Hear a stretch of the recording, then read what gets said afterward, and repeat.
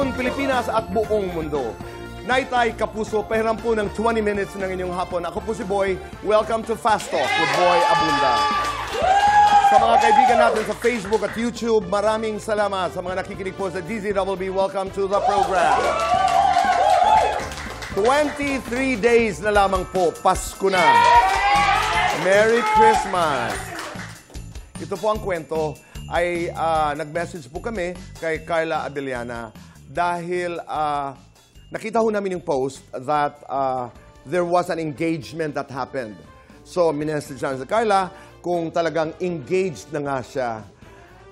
Kinumpirma ni Carla and she said, we asked permission, Ari, tama? We asked permission if we could actually confirm this on the program that she is indeed engaged. And she said, sure. Napakagandang balita po. Kasama niya doon sa post ang kanyang non-showbiz boyfriend. And we are happy. We are happy for Carla Abellana. Merry Christmas, Carla, at maraming salamat for trusting the show. So, Carla Abellana is engaged. You deserve all the happiness, Carla. Samantala, ito na may malungkot na balita dahil nagsampa ng kasong qualified theft si Kim Chiu laban sa kanyang kapatid na sila Kambini Chiu kaninang umaga. Nag-ugat ang reklamo mula sa malaking halaga na nawala umano mula sa kanyang negosyo kung saan bahagi ang kanyang kapatid. Ayon kay Kim, this is one of the most painful steps. This is one of the most painful experiences na maaaring pagdaanan ng isang kapatid. And in this case ni Kim, and I'm sure lahat ng kanilang pamilya, hindi madali ang desisyong ito. Sabi niya, this is a private family matter and that has now become a legal process. Pero ito po, we have to remember, sabi ni Kim, kailangan niyang gawin ito para protektahan ang kanyang pinaghirapang kumpanya at ang kabuhayan ng mga taong nagtatrabaho sa kanya. Ayon sa abogado naman ni Kim, ilang beses nilang sinubukan na ayusin ang problema nilang magkapatid in private bago sila umabot sa desisyon na magsampa ng kaso. Malungkot na balita, pero Pasko, hindi man Pasko, we can relate dahil napakahirap ng legal na kaso among family members. And here's wishing pa rin na sana'y maayos ito. Maayos itong problemang ito. Sa mga ibang episodes, siguro we can probably talk about this more and take away the learnings that we have.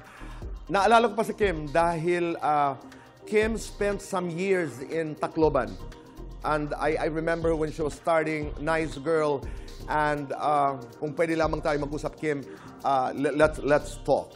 Dahil we pray to God. Sana'y ang dulo nito ay maganda para sa inyong pamilya. Okay.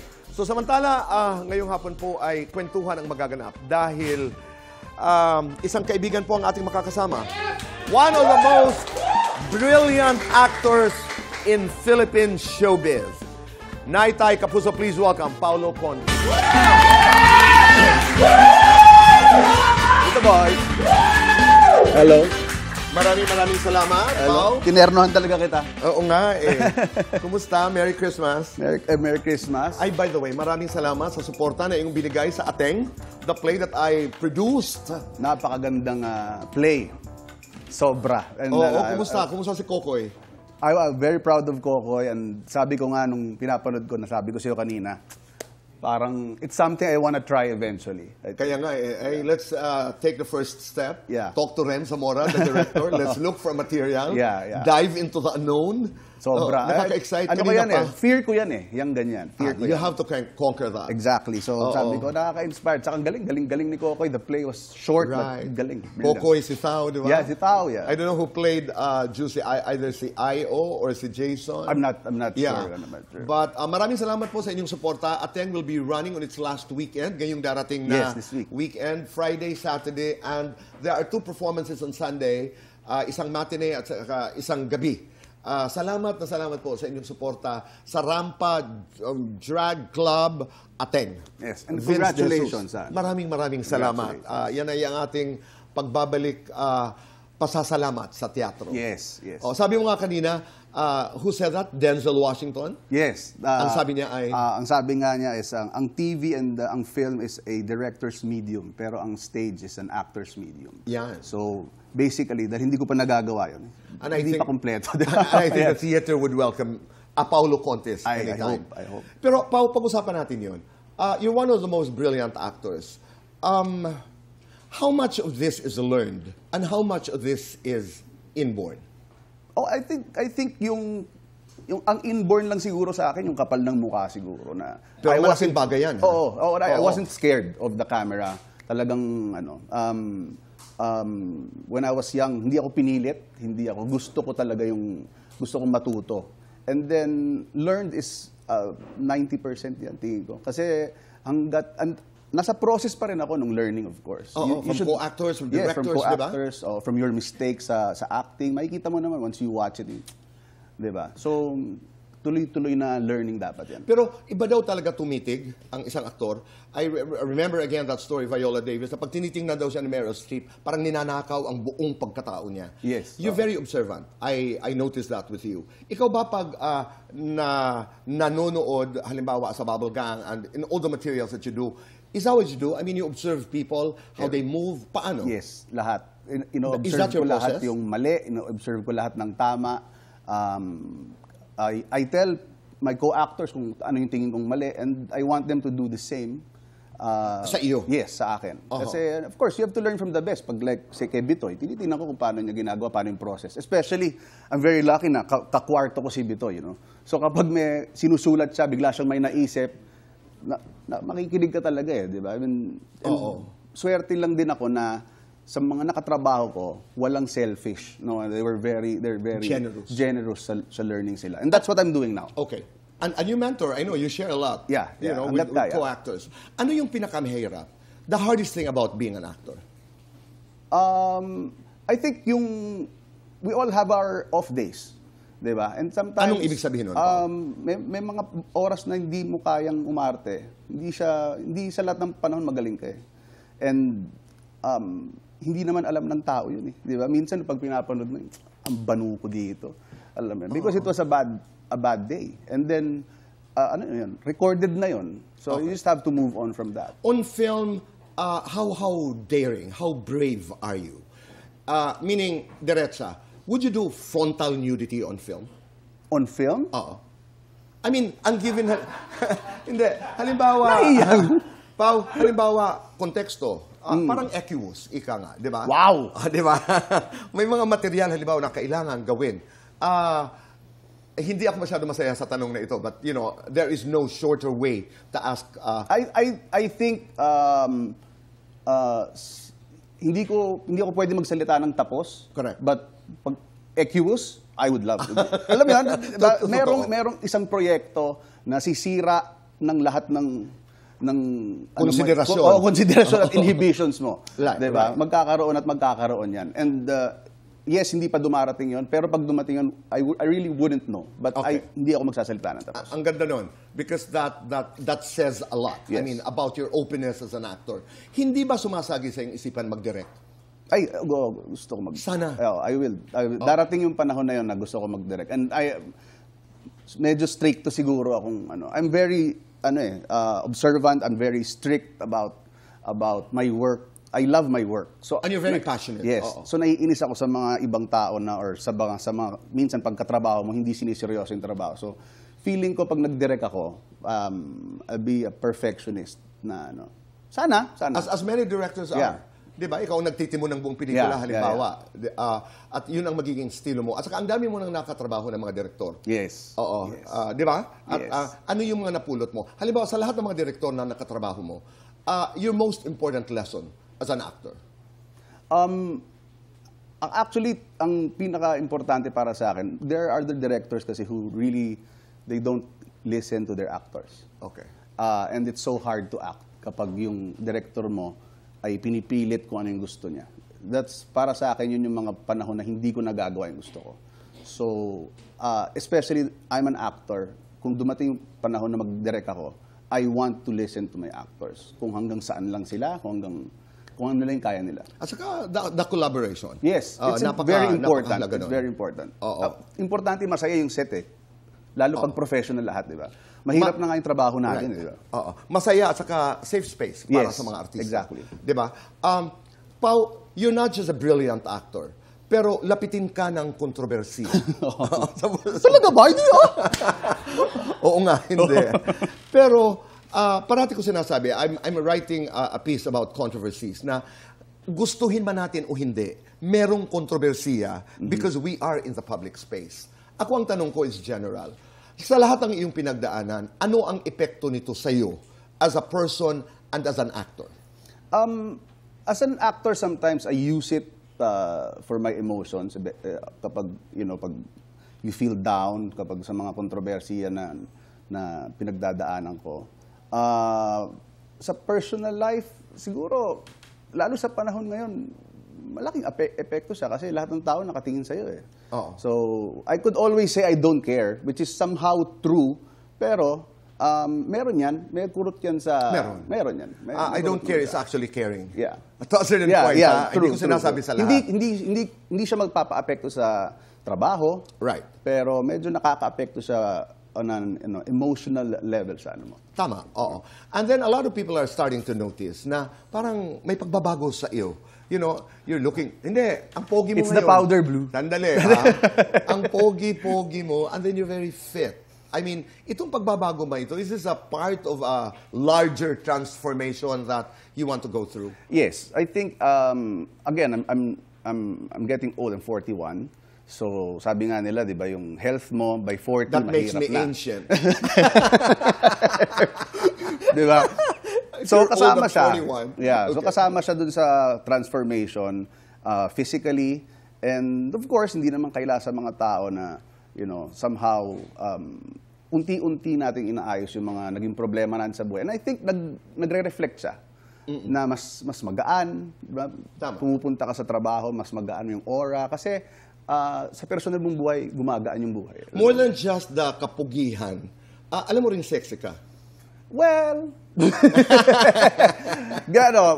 healthy. I mean, I run almost every day, so I'm very happy about At it. napakaganda ng balita because I've been stalking you. And I'm just so happy. No, really, the exchange of messages between you and John. John, the yeah. Oh, yeah, yeah, husband of Lian. Of Lian. The wonderful times you had, and you will still have with your children. Di ba, napakaganda pa. Ang saya-saya. How did you get to that place? It was a very long process. And sabi ko nga, ang isa sa pinakatamang ginawa ko was I kept it private. Before kasi, di ba, tuwing tinatanong, nakukwento ko kung ano yung nangyayari.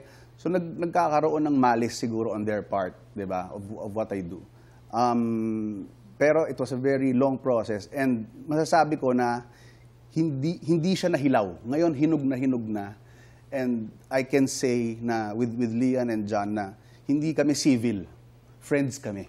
Totoo. And more than that, ang aming basa, ang dating sa amin, pamilya. Yes. Kasi there was a Sobra. post na si Lia nag-post, kung tamang aking memory, sabi niya ay dalawang aming protector. Yeah. I think this was the time after the Blackpink Yes. concert. Yeah. Oo, si Pao at si And si John. John, yeah. Di ba ako medyo may... Meron yun. Lalo sa akin.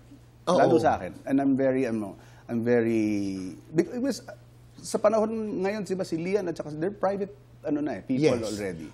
And for them to actually post, sila ang nauuna eh, di ba? So, I give that to them. Kasi baka mamaya, siyempre, ayokong sabihin ng mga tao na ginagawa mo lang yan. So, Right. when they post, I post. Oo. And I'm very happy about it because they're open about it.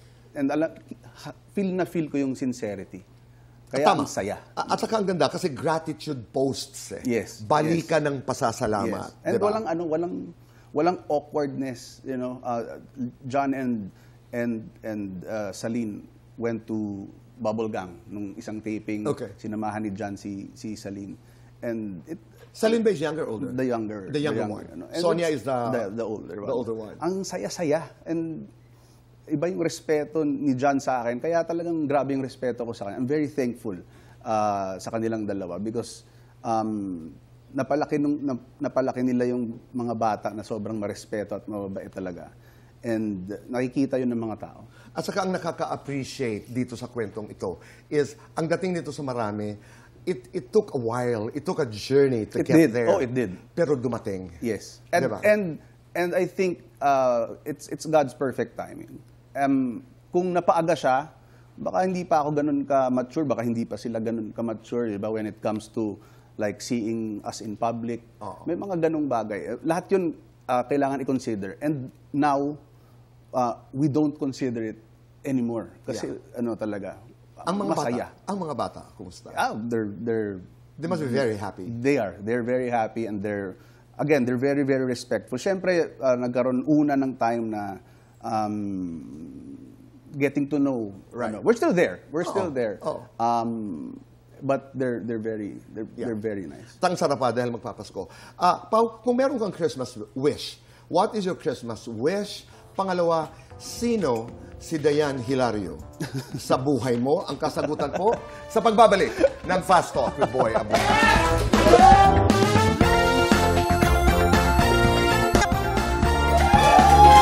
Back on the show, kasama ho natin si Paulo Contes. Pau, let's do Fast Talk. May buhok, walang buhok.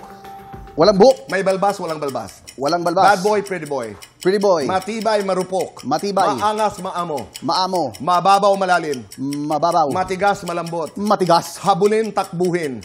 Takbuhin. I feel pogi kapag... Kapag nakatakbo ako.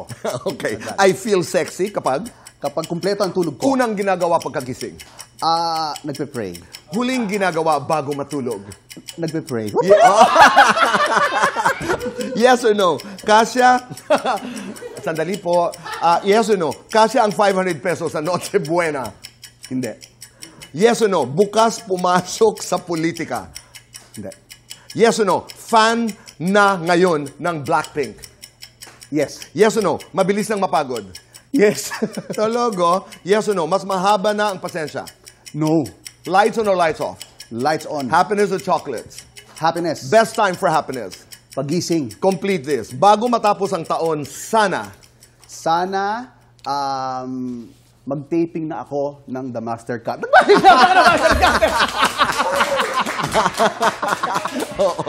Oo. Sana. Di ba? Yes, yes. Sana. Yun lang. Sino si Dayan Hilario sa buhay mo?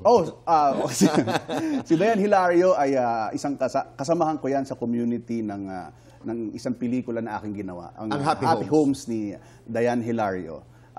It's played by Angeline Quinto, who's a brilliant actress, by the way.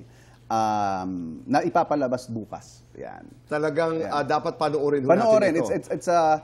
It's a very timely movie. Bagay siya ngayon, lalo sa panahon na nangyayari.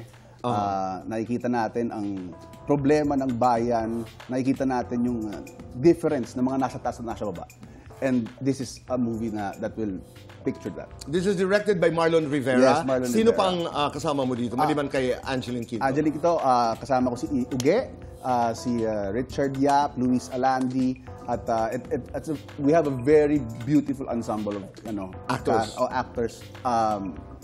Again, it's a beautiful movie. Simula bukas po yan, Tomorrow. panoorin ho natin. Supportahan ho natin ang Happy Homes ni Dayan Hilario. Dayan Hilario. Yan po si Dayan Hilario. Ito ay kwento lamang po. I got a call or a text message from Angge. Okay. Sabi niya, magpa-block screening ka naman. Oo. Alam mo naman yan. She's very, very close to me. Tapos sabi niya, I'm producing, yata she's one of the Yes, she is producers, one. etc. Sabi ko, ano ka ba naman? May ateng ako. Oo. Oo. Pero ngayon, alam mo, Angge, mag-usap tayo uli. Yes! Mag-usap tayo uli. Panoorin po natin yan. Yes. Christmas wish. Honestly, I got my wish. I got my wish already. Of course, it's a continuous process again. Nasa kalahati pa lang ako ng pag-aayos ng mga bagay na kailangan ayusin. But I cannot ask for more, honestly. Alam mo, For now. Pao, may you prosper. Thank you very much. Oo, may you prosper. Lahat. At maraming salamat po. Panoorin ho natin bukas ang Ang Happy Homes ni Dayan Hilario. Okay, do we have more time, Arz? Kasi magsasayaw pa kami. Kasi parati kong itinatanong ito. Ano ang eksena na dapat namin abangan sa ang Happy Homes? Meron kaming maraming eksena na magkakasama kami as a group, as a the ensemble. Okay. hindi namin yan sinasadya, pero patagisan siya ng acting. Talaga, as in? And it's beautiful. Oo, kahapon nung nag-premiere night kami kahapon, and I was like, wow. Hindi ko napansin yun nung nagsushooting kami, but I love watching the cast. I love learning from them. And then pag pinanood mo yung, ang ganda ng batuhan, ang ganda. Oh, So, isang eksena ito? Isa. Nandun Actually, kayo- marami to. Marami okay. eksenang nangyayari sa ganyan. It's a very unpredictable film. So. Okay. Oo. Unpredictable film. Kaya panoorin po natin, supportahan po natin ang Happy Home, si Dayan Hilario. Pao, maraming salamat. Thank you very much. Merry Christmas. Good to see you. Naitay! Kapuso, maraming salamat po sa inyong pagpapatuloy sa amin, sa inyong mga tahanan araw-araw. Be kind, make your nanay proud, and say thank you. Piliin, gawin ang tama, biho ang tama. Goodbye for now. God bless.